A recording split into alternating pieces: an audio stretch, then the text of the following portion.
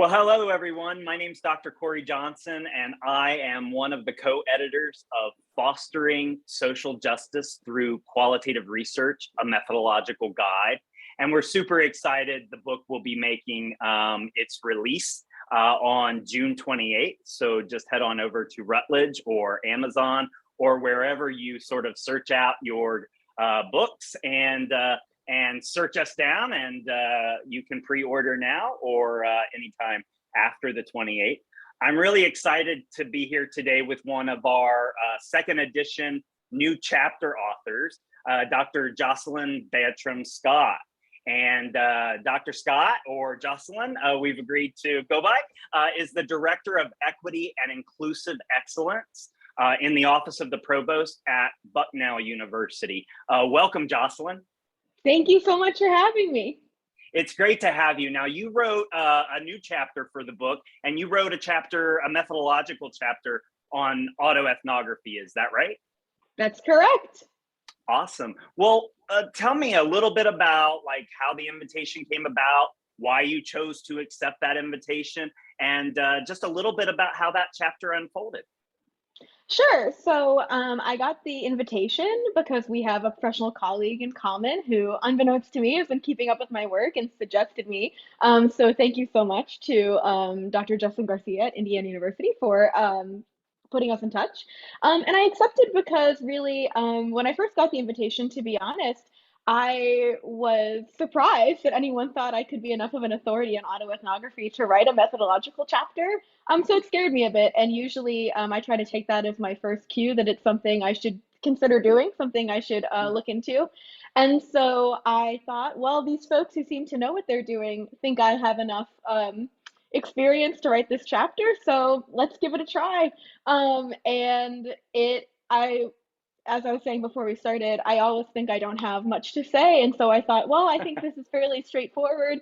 There are lots of excellent summaries of autoethnography. So I don't know that I'll need all the space that I'm being given. And then, of course, as I sat down to write, especially once I started including some examples of autoethnography in the chapter, it just, came all together. So it was a really exciting experience. Nice.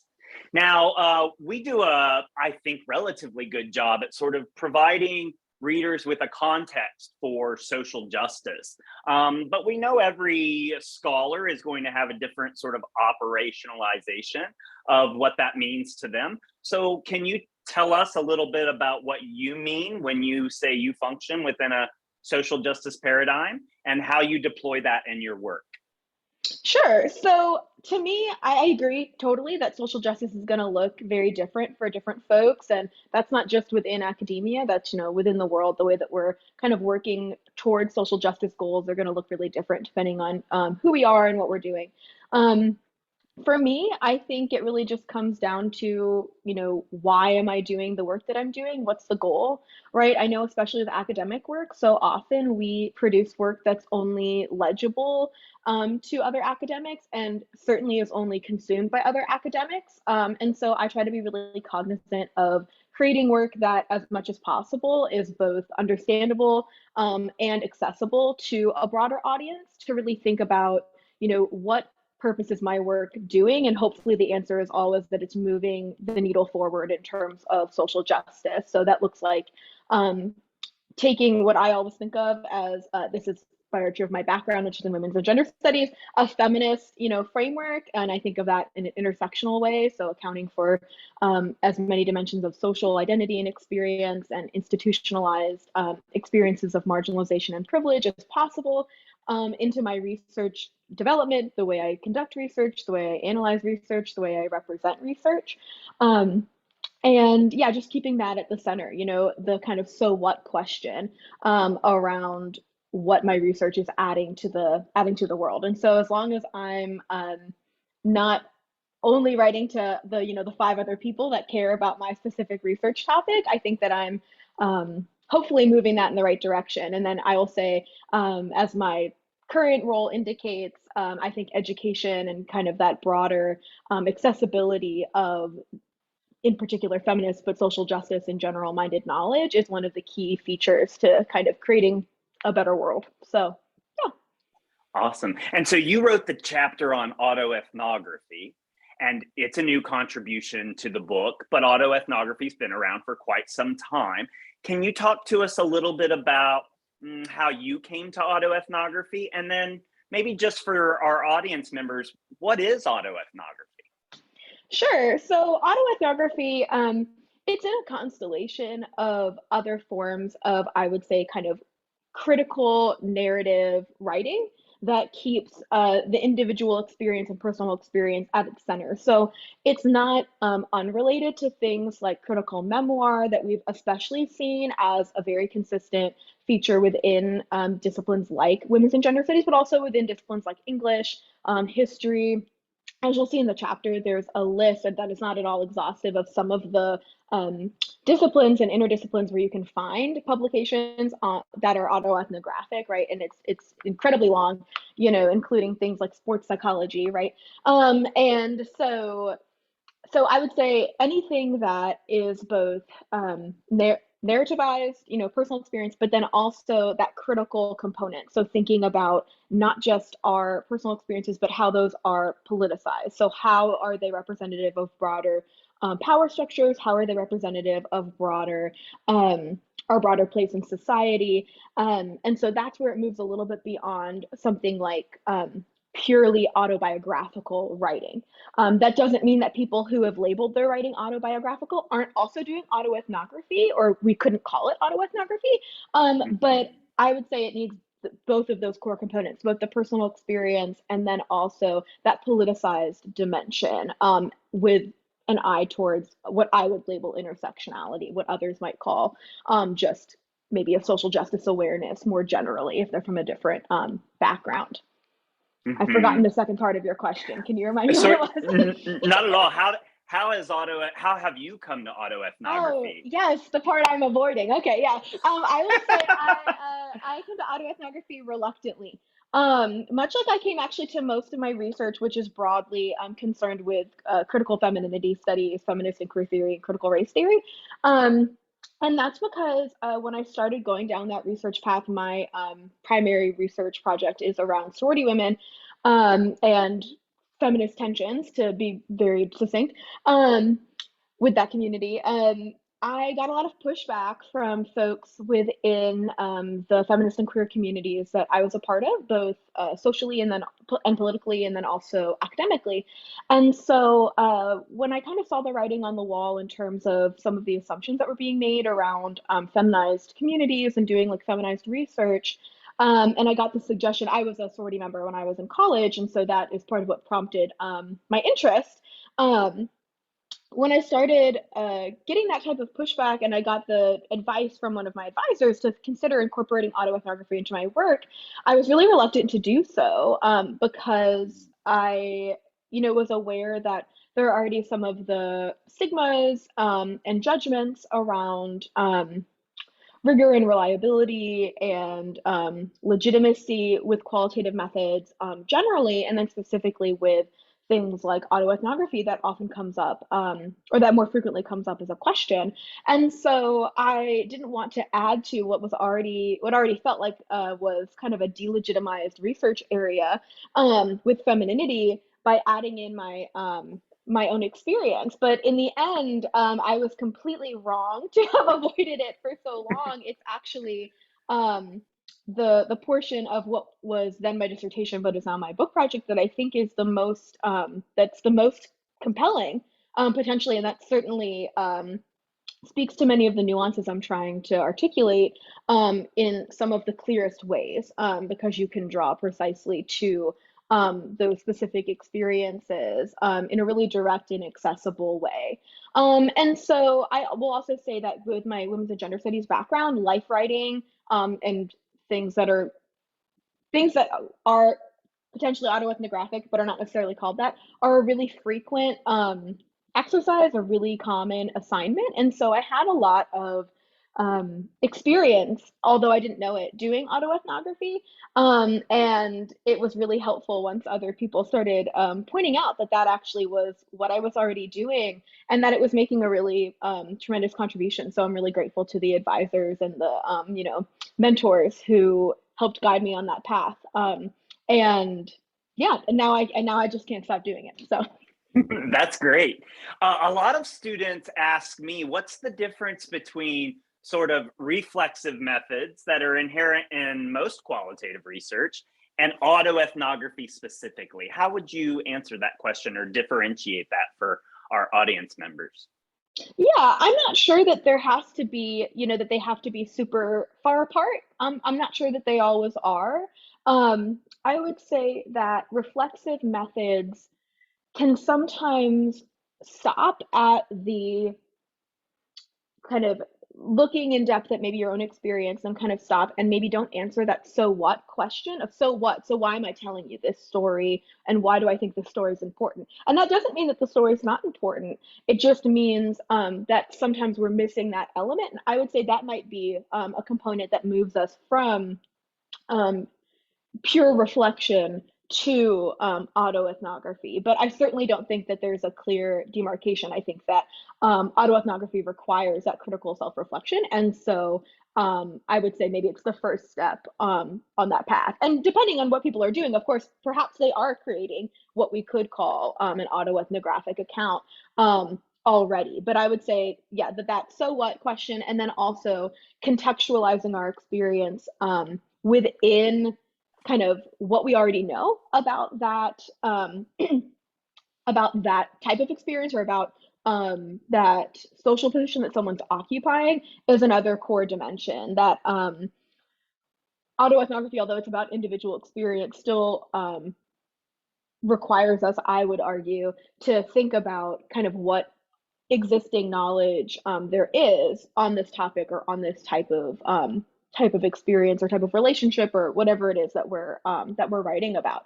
And sometimes that's to say there's actually this huge absence, and it's very hard, Mm, and and these experiences aren't represented, and so we need that, and to draw our attention to that. Sometimes it's to say this experience, I mean, as the experiences I share in the chapter are, these experiences are very routinized. They're not at all unique. They're actually well established, but we still aren't really having kind of the open conversations around them and around just how common they are. In my mhm. case, around like gendered and sexualized harassment and trauma and violence, we're still not having as transparent of conversations about just how common they are, and the true impact of them as I think we need to, and that's why I'm sharing them. So yeah, the why and the how we're in conversation with the other components of existing research, and it could also be, of course, to challenge the research that's out there as well. It's not to say that if we realize that our experience is kind of in tension with some of the existing knowledge. That's part of what led me to my broader research project, is that with regards to sorority women, the bulk of existing knowledge really centers on sorority women as bodies that to which Mm. things happen, upon which violence is written, um, and kind of stops there, and that yeah, always felt very shallow to me as a it makes perfect sense considering what types of research people are potentially doing to think of it in this way. But it always felt like there was a lot missing about people's experiences within this particular community formation, which is what drew me to work on it. So I wouldn't say that just because your experience doesn't perfectly align with the existing research that means something's wrong, but to be aware of what that existing research is. Right. And you start to hit on some of this in the answer to that question, but what did autoethnography allow you to see that other methodologies likely wouldn't have? Mm, that's a great question. Autoethnography, I think, helps me think about kind of in an unexpected way. As I'm saying this, it might sound strange to anyone who watches this. Helps me better think about other people's experiences, I think, um, Hmm. because I you think so deeply and critically about your own experience and maybe the other people that are involved there. Um, I think about this. I have a piece that's cited in the chapter.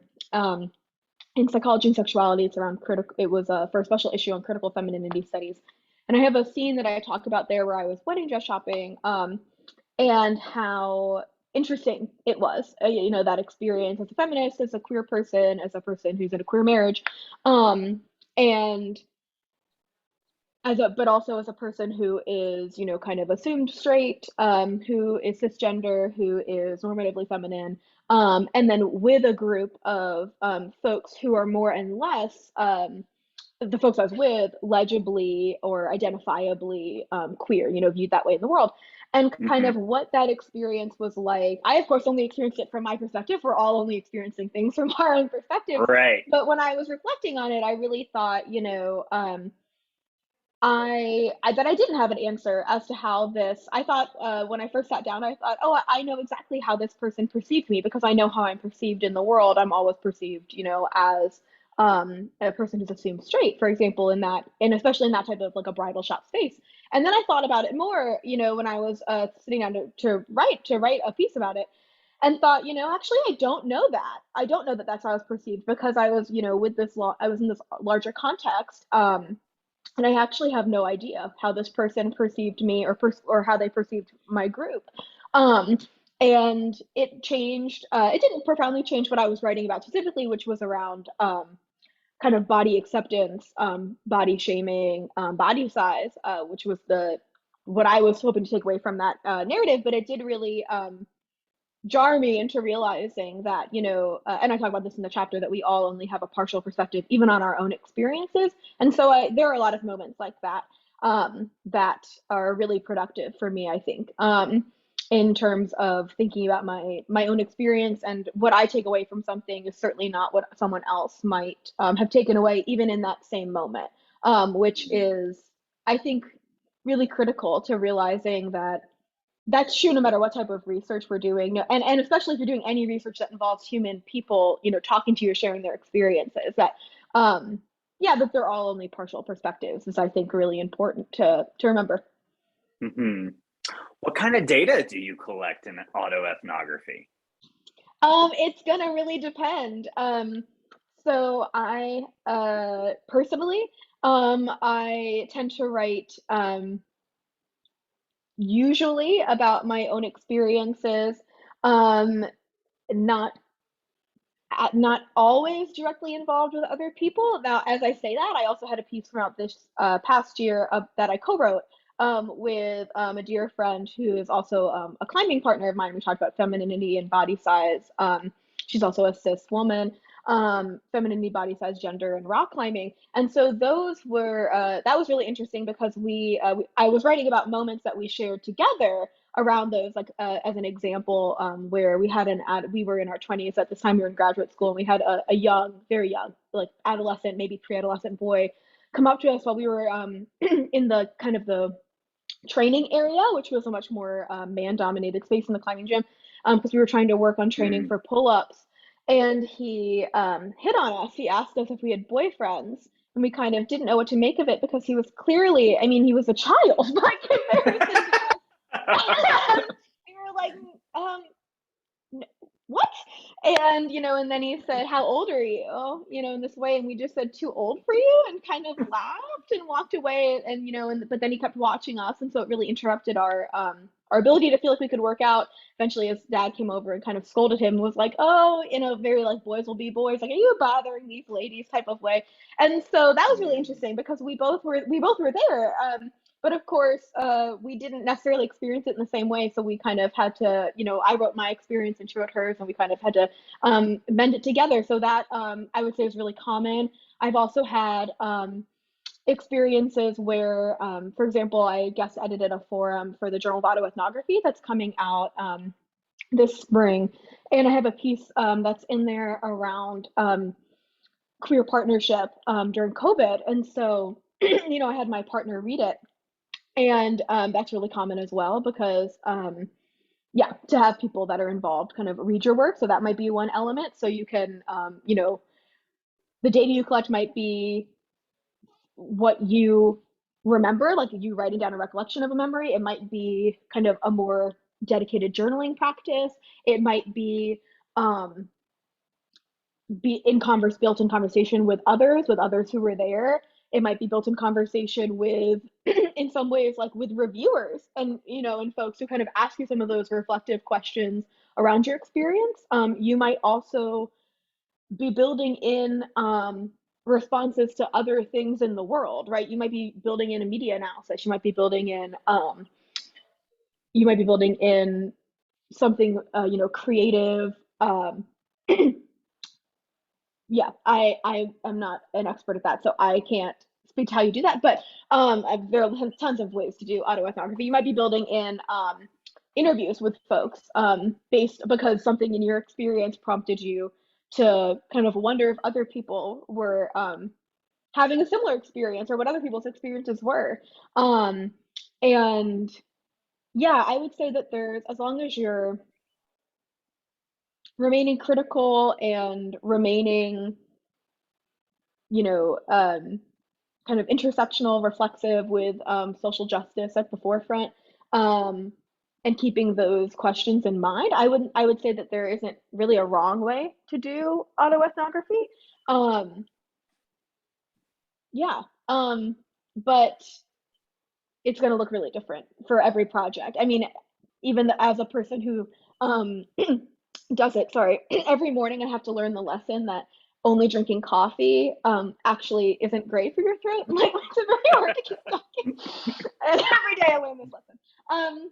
Yeah, that even as someone who does it, I think it looks really different piece to piece. Like I definitely have some consistent experiences of, having more or less actually somewhat of what is seen in this chapter, not quite as much because the vignettes that I include that are autoethnographic are more demonstrative and less analytical in terms of bringing forth a kind of new point for you to take away. But, where there's an autoethnographic piece and then an analysis, I think that's a really common way that I see my autoethnography play out.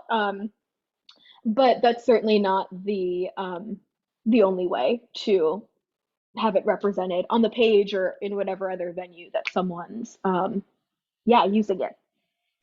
Yeah, so you speak a little bit about data analysis. Is there any sort of concrete way to do analysis in autoethnography?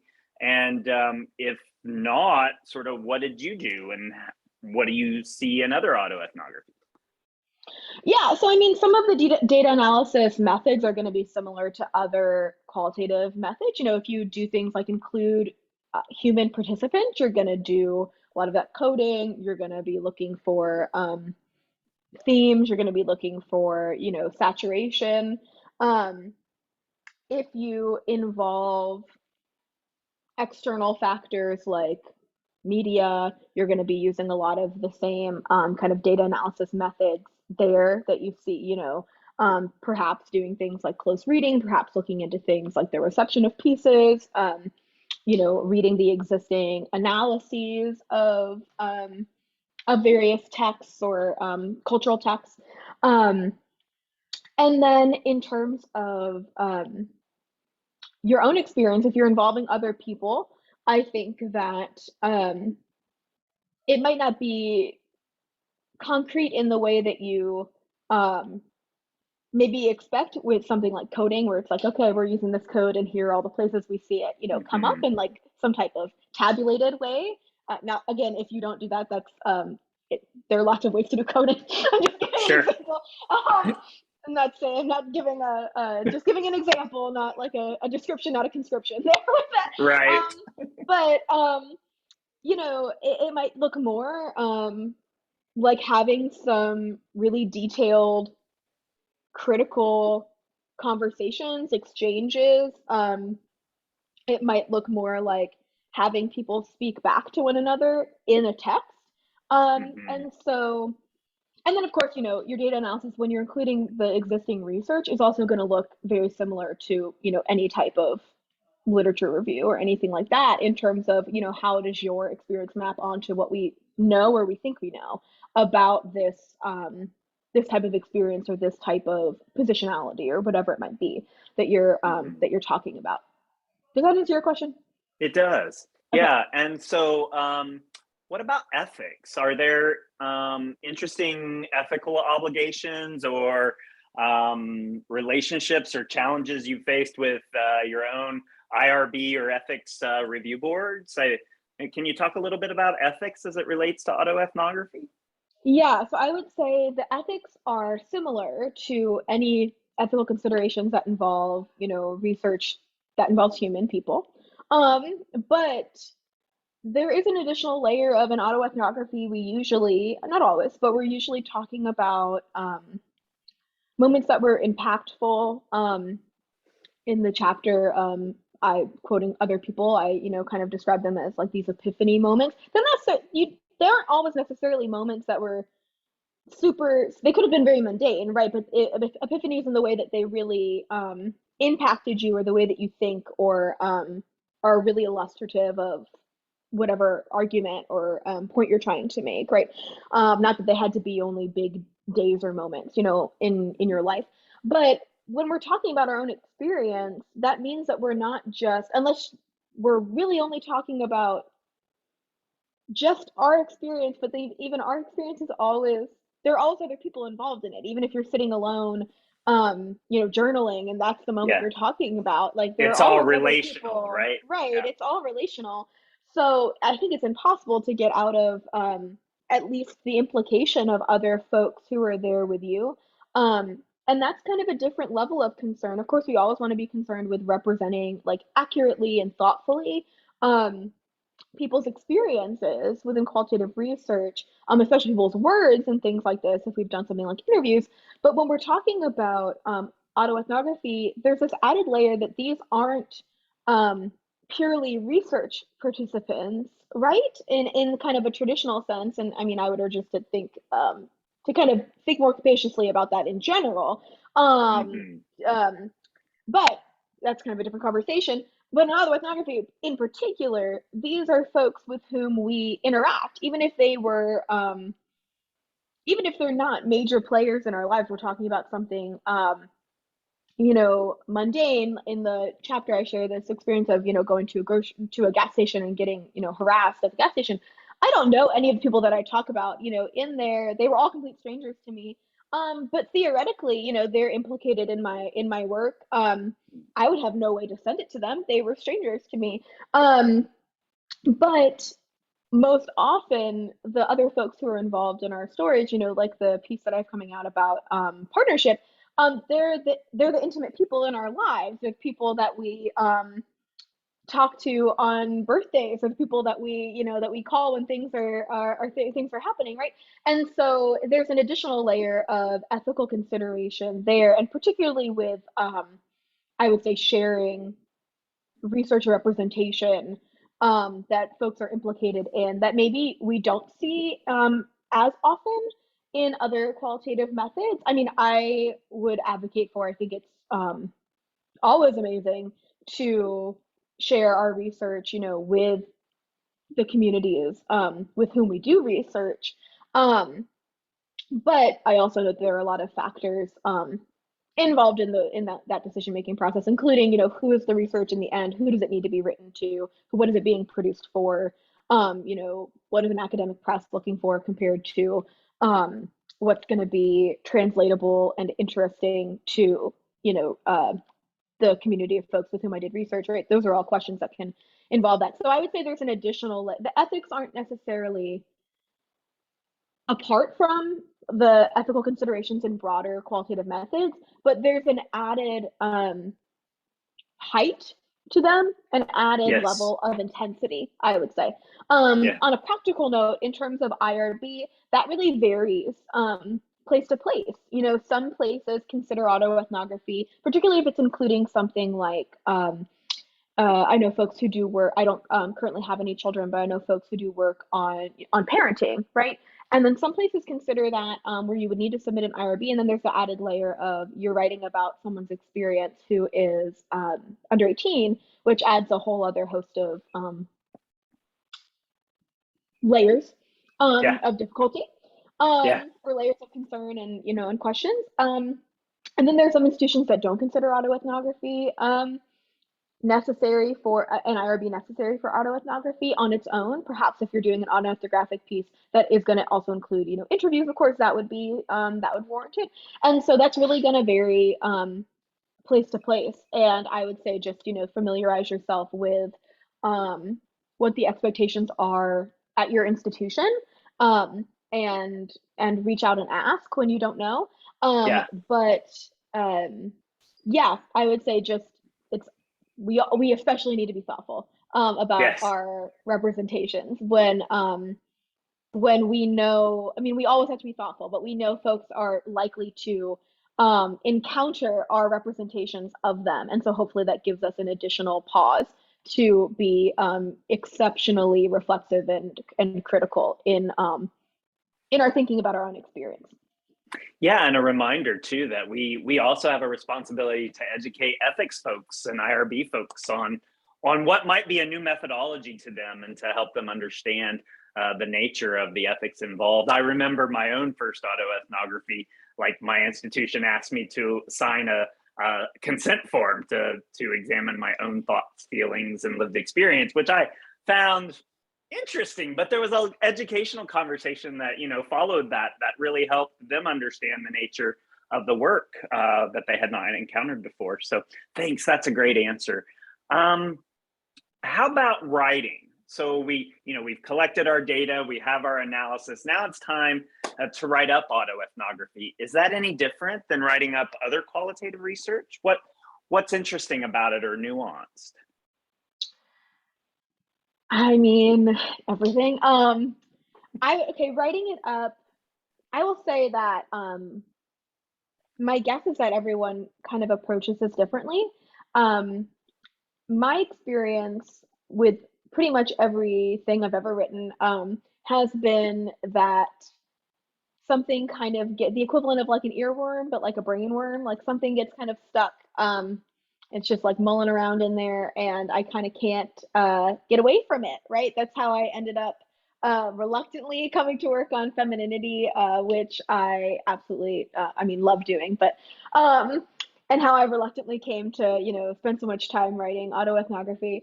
Um, because there's also a fear element, of course, putting your and a vulnerability element, putting your experiences out into the world, and it can feel kind of strangely. We were talking about this before the interview started, strangely egotistical almost. And so yeah, I want to just highlight. I certainly don't think my experiences are like revolutionary or like so unique and interesting. I actually think that they're often quite mundane. And that's part of why they're important, is because they're, um, I'm not the only person who's experienced them. Right. Is my thinking and approach at least. But so in terms of writing up, I usually start from it's whatever autoethnographic section is usually how I end up um, starting to write, because that's what I like writing the most, are Mm-hmm. writing up these experiences and realizing what it is that I can learn from the experience and what I want to tell other people about it. And usually by doing that, it usually ends up being, quite a bit longer and more extensive and more detailed than it ends up being in whatever piece. I actually figure out what it is I want people to take away from that experience, and that kind of prompts my structuring of the chapter. Mm-hmm. Um, and so I am one of those people who does all the things you're not supposed to do when you write. I like write and edit at the same time, all of that. So I will say that it kind of all comes together at once for me. That usually I'm simultaneously writing and editing my autoethnographic portions of whatever it is that I'm writing. And then as that's happening, I'm kind of simultaneously, usually in the same document, just like scrolling down and like jotting down notes of what it is that I want people to take away from that experience. And that's kind of how the analysis comes together for me. Um, so other people, of course, are going to approach it differently. Maybe you have a really structured way of doing it, which is great. But again, I don't think there's necessarily like a wrong. I know that there are all those tips around the best and the most efficient ways to write. I feel like as long as you're getting some words on a page, right? That's You have to start with words on a page. That's the that's the ultimate goal. That's my mantra. Yeah, Although these days I say words on a screen, you're right. but Yes. you're right. That's awesome. Well, what's one thing you wish that sort of general people understood about autoethnography? Ooh, that's a really interesting question. Um, I think I wish people understood autoethnography wasn't just, let me restart that sentence. I was going to say just autobiographical. There's a place for things that are just autobiographical. So I don't mean that in a diminutive way, but that it's that autoethnography is more than biographical. It's more than um thinking I'm so special. Um and Yeah, it's actually deeply political, and it's always been deeply political, and it's absolutely aligned with directly aligned with so many social justice oriented disciplines that have said this, forever, whether it's, kind of that feminist history that I was drawn, like the personal is political, um, or today we see that so many, and rightfully so, so many activist groups and, public facing intellectuals use personal experience to ground what it is we're talking about. I'm thinking of people like Valerie Kaur, who talks about advancing kind of radical love as an orientation towards doing social justice work, and demonstrates the need for that and how that works in practice through personal experience. Thinking of Brene Brown, who speaks a lot about the challenges of living in the world, and also how personal experience, and tension with even what you find, right, around vulnerability, that we need vulnerability, that's the root of making change, of courage, of all these things, right? And then not wanting to be vulnerable, right? I think that I wish people understood, yeah, the political element, and I wish people understood that it's not self-aggrandizing. It's actually really terrifying, and I think it requires a lot of bravery to share those experiences, even if so seemingly kind of mundane moments. Although often we know, and folks who read the chapter will see this. They're also sometimes deeply personal mhm. moments as well. Yeah, I find that a lot of young scholars are often attracted to autoethnography, not realizing the complexity and the systematic nature of examining the self. And once they understand that a bit more, they see that it's not just something that one should do without considerable thought. Right. Absolutely. Yeah. Yeah. So, what do you think is critical to the future of autoethnography? I think it's critical to have as broad an array of voices represented within and disciplines represented within the field as possible. I've never been someone who's super caught up on I guess what people are calling it. If we're calling it autoethnography, or if there are people who are calling it things like critical memoir, if there are people who are calling it things um, like, uh, you know, reflexive life writing, as long Hmm. as the methods and the goals and the ways of being and doing are the same.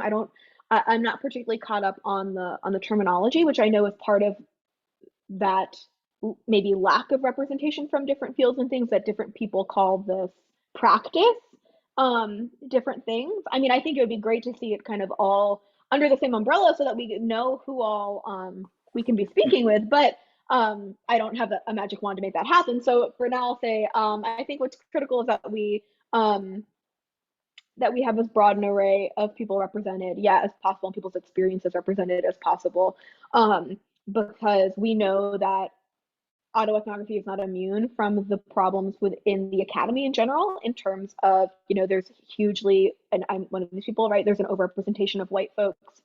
We know there's an overrepresentation, of course, of um, of both highly educated people, and that means also people from, higher socioeconomic status.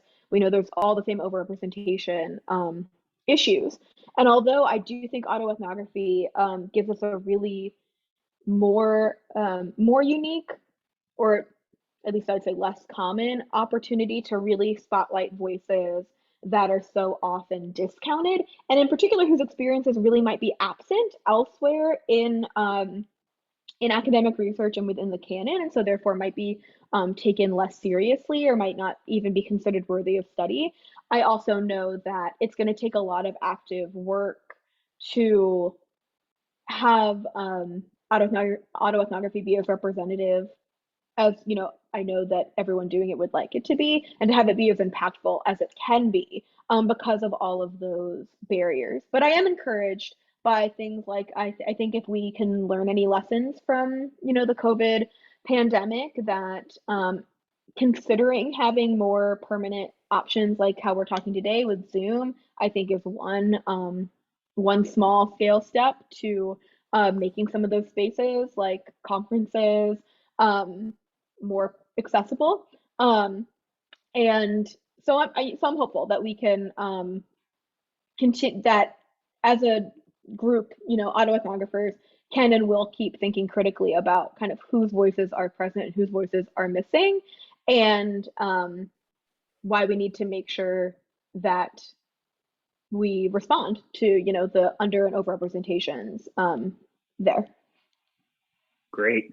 Well, we've stayed very sort of high level today, but I would encourage folks to dive into the chapter because you have narratives there that really sort of resonate and are not only grounded in your lived experience, but at the same time, I think other folks will really be able to identify with your narratives, either in your position within the narrative or even the gas station story you were talking about. I found myself resonating with characters that might be witnessing it. But honestly, if I'm critical and I think back of my own experiences, I probably was one of the men participating in that group at some point in my life. So I would encourage folks not only to consume this, but to get into the chapter and read those really rich and meaningful narratives. And the book, again, is Fostering Social Justice Through Qualitative Research, a Methodological Guide. That second edition comes out on June 28th. Jocelyn, it's been great having you with us today. Just one more question before we go, if that's okay. What's one piece of advice that you would give to a young autoethnographer or someone considering doing autoethnography for their own research? What would that be?